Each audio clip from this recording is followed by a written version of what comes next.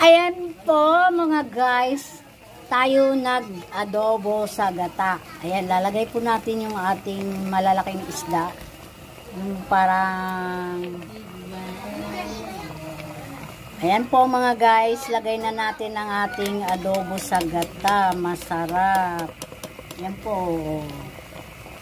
Ayan ang ating adobo sa gata. Tulingan po yan mga guys na malaki. Masarap. Oh, ayan oh. Tingnan ninyo. Ang sarap ng adobo sa gata. Wow, wow, wow, wow, wow, wow. Kayo, tikman nyo po ang aming adobo sa gata mga guys. Salamat po.